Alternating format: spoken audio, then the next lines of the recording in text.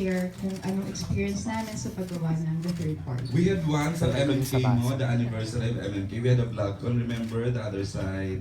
Opo. Vlog con din yun, Jel. Hindi po social yung baso. Oo. Nag-iinitan ng baso. Okay. Thank you, Jel. Thank you, everyone. Paano tayo magtatanungan kung lahat kayo ay hawak niyo ang cellphone niyo? At, ayan. Who would like to shoot the first question? Are we showing the making now or later pa? Okay. Who would like to ask the first? Siguro si Oreo. May favorite Oreo. Something na ask. Ay, ikaw na. Nilagyan kita ng favorite. Huwag mo nang tumanggi pa. Ay, Oreo Ponteros. Ay, okay, direct. May question na po ako. Kailan magtatanong ka nga? Okay lang nga. Charet. Hindi, ito lang. Since the concept is new, medyo bago siya sa Star Cinema, do you think na yung mga viewers is ready for this kind of love affair or party?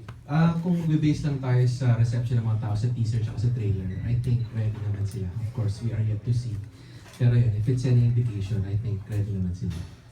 Ang fans naman ready for our beautiful, beautiful movie, di ba, Oreo? And regardless of the story, the genre. Okay, Oreo, go ahead.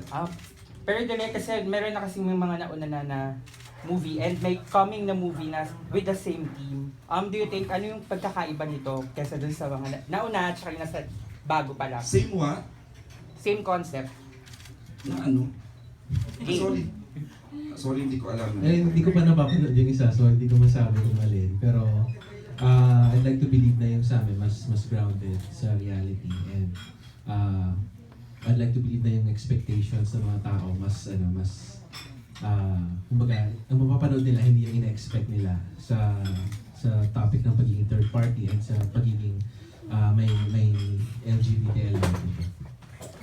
For the stars, The three cast members. kay Miss Angel, kay Sam and Sandro.